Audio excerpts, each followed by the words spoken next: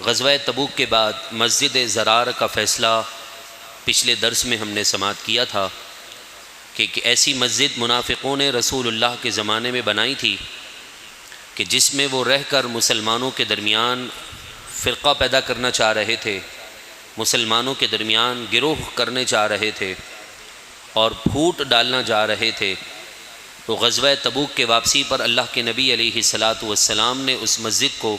ختم کرنے کا حکم دیا اور بتا دیا کہ جس مسجد کی بنیاد اللہ اور اس کے رسول کی محبت اور تقوی پر ہوتی ہے، اسی میں آ کر انسان کو سکون راحت ملتی ہے، اور جو مسجدیں یا جو عبادت گاہیں لوگوں کے درمیان پھوٹ ڈالنے کے لیے ہوں، لوگوں کو پریشان کرنے کے لیے ہو، یا جن ممبروں سے لوگوں کو غلط گائیڈ لائن دی جا رہی ہو، ایسے عبادت گاہوں سے لوگ اپنے آپ کو دور رکھیں۔ یہی اسلام کی تعلیم ہے اور یہی قرآن اور حدیث کا پیغام ہے۔ اس کے بعد اللہ کے نبی علیہ الصلاۃ والسلام جب واپسی آ رہے تھے تو پھر غزوہ تبوک سے واپسی پر حضور علیہ الصلاۃ والسلام نے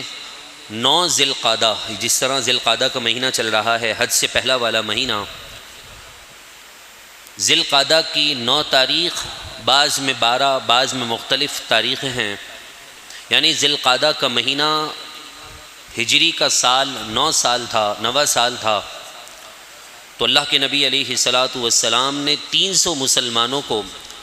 حج کے لیے بھیجا کہ اس وقت حج مسلمانوں پر فرض ہو چکا تھا۔ آج مسلمانوں کو شاید بیسک باتوں کا علم نہیں ہے، اتنا تو پتہ ہے کہ حج فرض ہے، لیکن اگر پوچھا جائے کہ کون سے سال میں حج فرض ہوا تھا تو شاید ہم میں سے بے شمار لوگ اس بات کا جواب نہ جانتے ہوں۔ لہذا ذی القعدہ کا مہینہ تھا، 9 سن ہجری یعنی ہجرت کے 9ویں سال میں اللہ کے محبوب علیہ الصلاۃ والسلام پر اس امت کے لیے حج کو فرض قرار دیا، اور جب اللہ کے نبی علیہ الصلاۃ والسلام پر حج فرض ہوا تو بار بار یہ پوچھا جا رہا تھا کہ یا رسول اللہ کیا ہر سال حج فرض ہے؟ یا رسول اللہ کیا ہر سال حج فرض ہے؟ کیا یا رسول اللہ ہر سال حج فرض ہے؟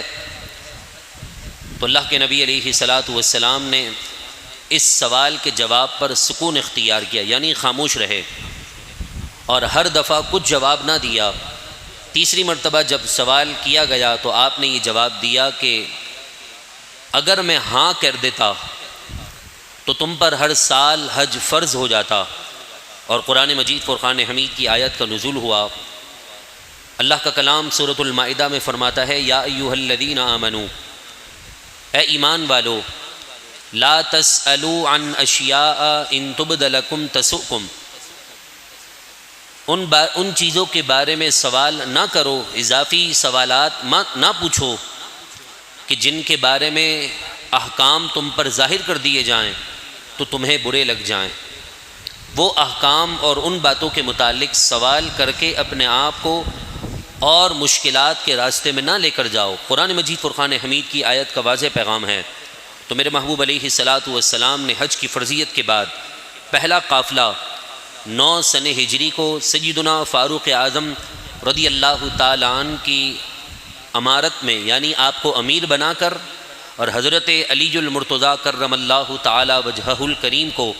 نقیب اسلام، یعنی اسلام کی تبلیغ کرنے والا نقیب اسلام بنا کر 300 افراد کو آپ کے ساتھ حج کے لیے آپ نے مدینے سے مکہ المکرمہ کی طرف بھیجا،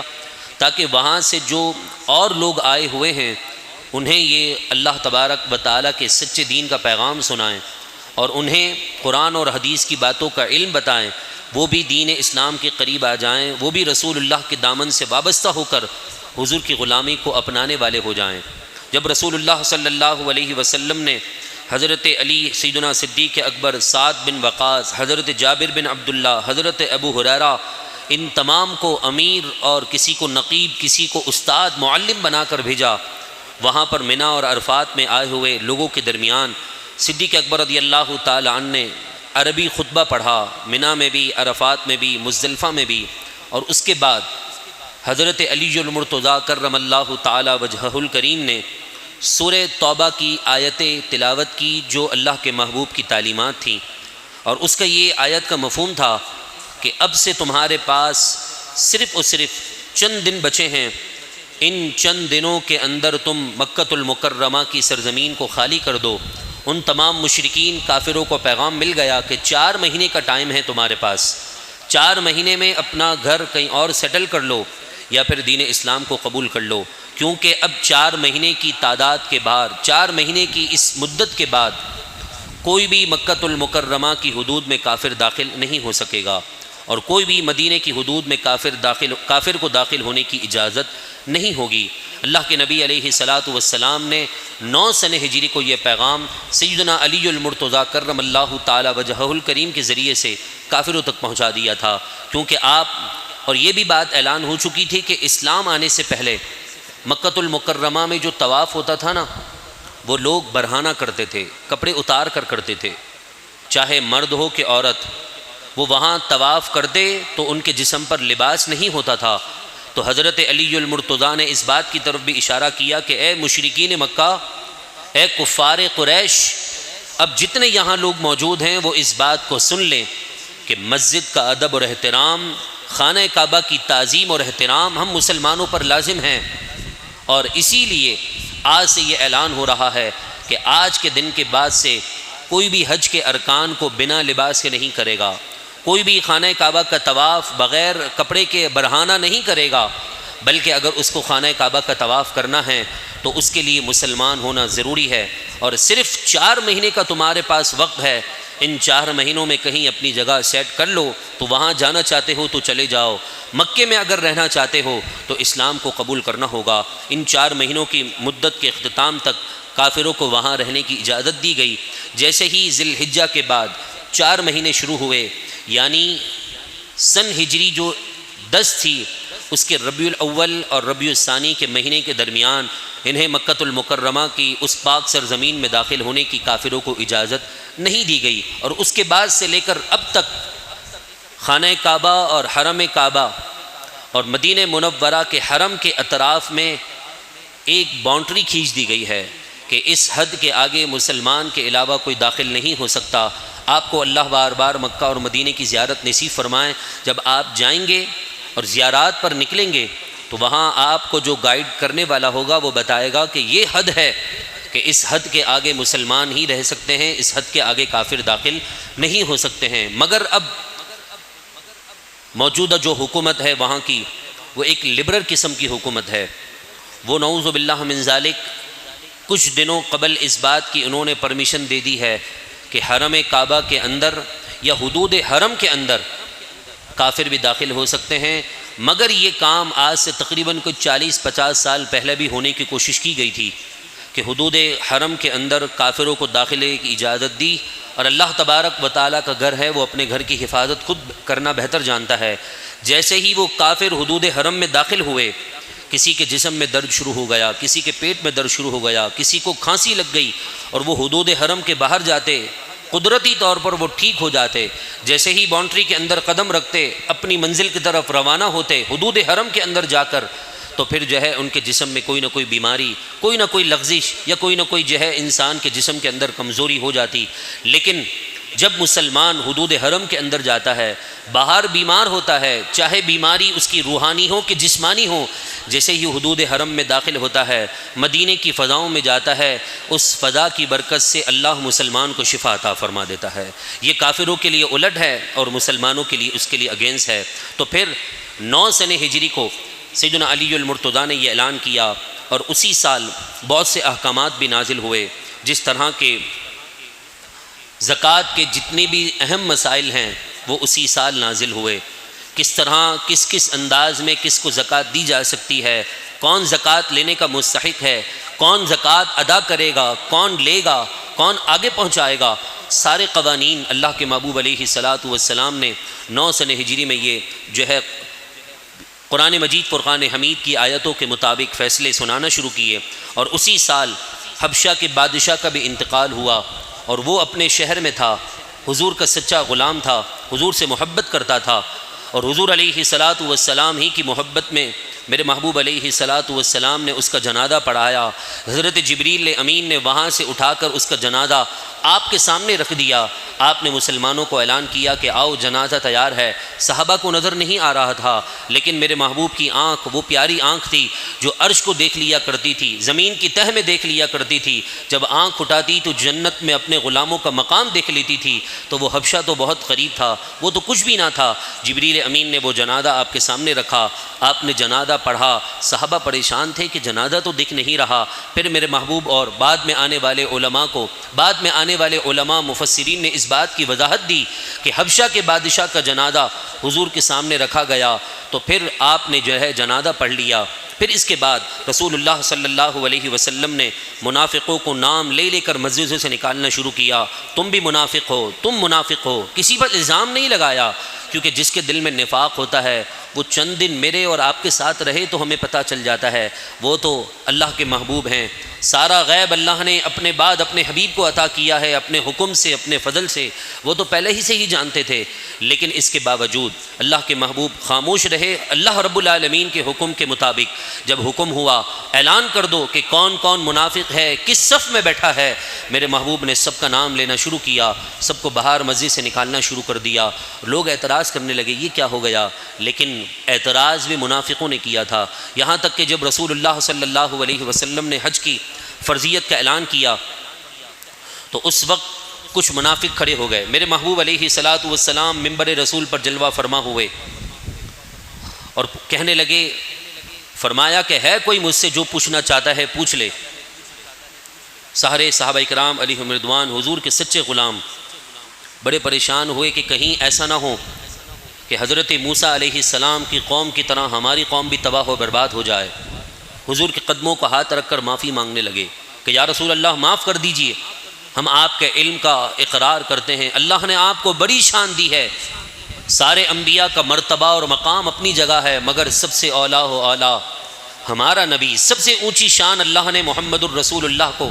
عطا فرمائی ہے۔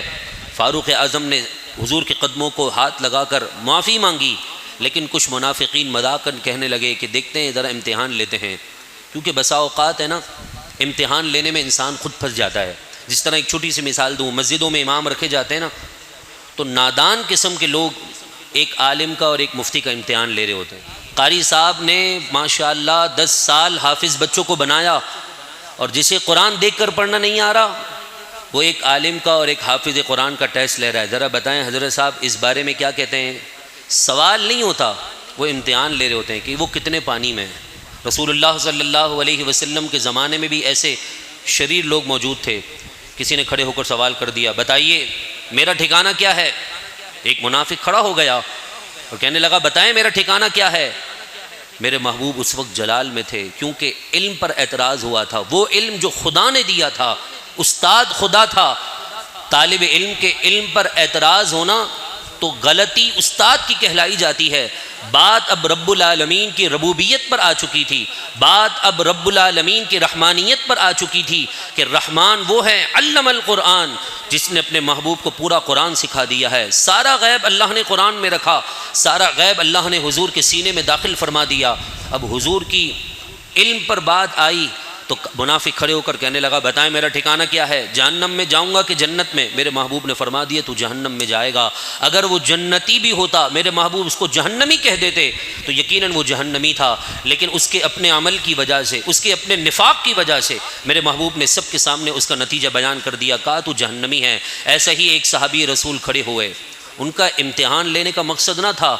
لوگ انہیں تانے دیتے تھے کہ نعوذ باللہ من ذالک، تو فلاں کا نہیں فلاں کا بیٹا ہے، تیری ماں نے یوں نہیں یوں کر دیا تھا، لوگ تانے دیتے تھے، ان کا دل بڑا رنجیدہ تھا۔ کہا موقع ہے، آج پوچھ لیتا ہوں، جو میرے محبوب فرمائیں گے میں اس کو اپنے والد تسلیم کر لوں گا۔ کھڑے ہو کر پوچھنے لگے یا رسول اللہ میرے والد کا نام تو بتا دیجئے۔ میرے محبوب نے اسی لمحے اس کے والد کا نام بتا دیا کہ تم فلاں کے بیٹے ہو۔ جب یہ بات اس کی ماں کو پتہ چلی تو کانپنے لگی، کہنے لگی میرے محبوب سے مجھے اتنا عشق ہے، اتنی محبت ہے کہ اگر تجھے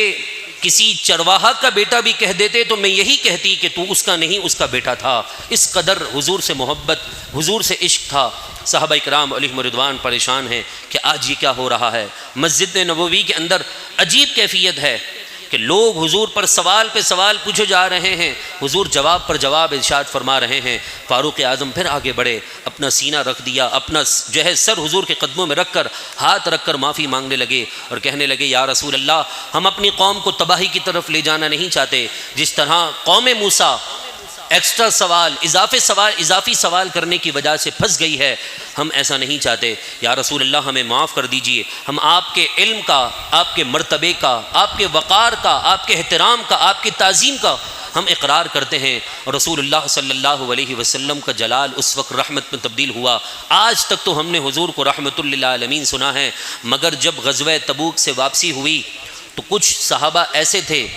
کہ جو کسی معاملے کی وجہ سے اس جنگ میں نہ جا سکے، کوئی نجی مصروفیت کی وجہ سے وہ جنگ میں نہ جا سکے، وہ یہی خیال کرتے رہے کہ یہ کام کل ختم ہوگا، کل نکل جاؤں گا، سواری بڑی تیز ہے، حضور کے ساتھ قافلے میں مل جاؤں گا، کل کرتے کرتے اب یہ قافلہ جو ہے واپس پلٹنے لگا، وہ بڑے پریشان ہوئے۔ اللہ تبارک و تعالیٰ نے بھی ایسے سچے غلاموں کا امتحان لیا۔ ہم تو کہتے ہیں ہم تو اتنے وظیفہ پڑھ لیتے ہیں، مولانا صاحب آپ کے کہنے پر جو ہے جمعے کے بعد ذکر دعا کی محفل میں بھی بیٹھ جاتے ہیں، پھر بھی رزق کے دروازے نہیں کھلتے۔ یہاں تو صحابہ کرام علیہم رضوان کا امتحان ہے، اور آگے موجود بھی رحمت للعالمین ہیں کہ جن کی رحمت سانپ پر بھی ہے، جن کی رحمت جانوروں پر بھی ہے، جن کی رحمت کافروں پر بھی ہے، جن کی رحمت سچے غلاموں پر بھی ہے، لیکن آزمائش کے لمحات آتے ہیں۔ انہوں نے اپنے آپ کو مسجد کے ستون سے باندھ دیا اور کہا ہم قسم کھاتے ہیں کہ جب تک اللہ کے نبی علیہ الصلاۃ والسلام ہمیں آ کر نہیں کھولیں گے ہم یہاں سے نہیں ہٹیں گے۔ میرے محبوب نے فرمایا انہوں نے بات تو بہت بڑی کر دی ہے،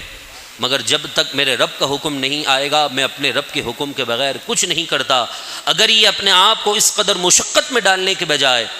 ڈائریکٹ میرے پاس آ جاتے، فوراً میرے پاس آ جاتے اور معافی مانگ لیتے تو اللہ تعالیٰ انہیں معاف کر دیتا۔ مہینہ، ہفتے، کتنے دن گزر گئے، نہ کھا رہے ہیں نہ پی رہے ہیں، بس نماز پڑھتے اپنے آپ کو واپس ستون سے باندھ لیا کرتے۔ پھر آخر اللہ تبارک و تعالیٰ نے ان سچے 3 غلاموں کا امتحان کا وقت جب مکمل ہوا تو ان کے لیے معافی کا اعلان کیا، یہاں تک کہ ان کا سوشل بائیکاٹ بھی ہو چکا تھا۔ گھر پر جاتے تو ماں بات نہیں کرتی، بیٹا بات نہیں کرتا، بہن بات نہیں کرتی، بیوی بات نہیں کرتی، اولادیں ٹھکرا چکی تھی۔ مجھے بتایا اگر مسجد میں کسی کے اعلان ہو کہ فلاں آدمی سے بات نہیں کرنی تو ماں باپ، بہن بھائی تو کریں گے، اپنی اولاد تو کرے گی، بیوی بھی کر لے گی، لیکن یہاں سوشل بائیکاٹ کیسا تھا؟ کس کے کہنے پر؟ رحمت للعالمین آقا علیہ السلام کے کہنے پر۔ جہاں رحمت کبھی شفقت سے ہاتھ پھیرنا ہوتا ہے نا سر پر، تو وہاں کبھی سانپ کو دکھ جانے پر ڈنڈا اٹھانا بھی ہوتا ہے۔ سانپ کے ملنے پر شفقت یہ نہیں کہ سانپ کو گھر میں چھوڑ دیا جائے، چھوٹے چھوٹے بچے کو ڈس لے گا، وہ بچے کہاں چلے جائیں گے؟ کبھی کبھی شفقت ڈنڈا اٹھانا ہوتا ہے، کبھی آنکھ دکھانا شفقت ہے، کبھی سر پر ہاتھ پھیرنا بھی شفقت ہے۔ کیوں؟ اس لیے کہ یہی میرے محبوب علیہ الصلاۃ والسلام کی تعلیم ہے۔ کبھی دشمنوں کے لیے چادر بچھانا بھی شفقت، مہربانی، اور کبھی کافر اور گستاخوں کے لیے تلوار اٹھا کر میدان میں نکلنا بھی یہ حضور کا اخلاق عظیمہ ہے۔ اگر ہم صرف یہ سمجھیں کہ دین اسلام چادر بچھانے سے پھیلا ہے تو پھر مجھے بتائیے بدر کیوں واقع ہوا، احد کیوں واقع ہوا، تبوک تک کیوں گئے، حنین میں کیوں گئے، فتح مکہ کے وقت کیوں وہاں پر جا کر تلواریں ہوا میں لہرائی گئی تھی؟ یہ بتایا جا رہا ہے کہ اگر کسی کے ساتھ اچھے اخلاق سے پیش آنا اگر اسلام ہے اور یہ حضور کا پیارا دین اور اخلاق ہے تو کسی نا سمجھ کے سامنے اپنی آواز کو بلند کر کے دین کا مسئلہ ڈنکے کی چوٹ پر بتانا یہ بھی حضور علیہ الصلاۃ والسلام کی اعلیٰ تعلیمات میں سے ہے۔ لہذا ہمیں دین کو اپنے مطلب کے لیے نہیں، دین کو دین کی نظر سے سمجھنا ہوگا۔ ہاتھ اٹھا کر دعا کریں اللہ تبارک و تعالی ہمیں دین اسلام کے صحیح پیغام کو سمجھنے، اپنی انانیت، اپنے مفاد کو ایک طرف رکھ کر قرآن اور حدیث کو قرآن اور حدیث کے روح میں اسی کے مطابق سمجھنے کی سعادت عطا فرمائیں۔ گفتگو کے دوران کوئی بات، کوئی جملہ جس سے توبہ لازم ہو رب کائنات معاف فرمائے۔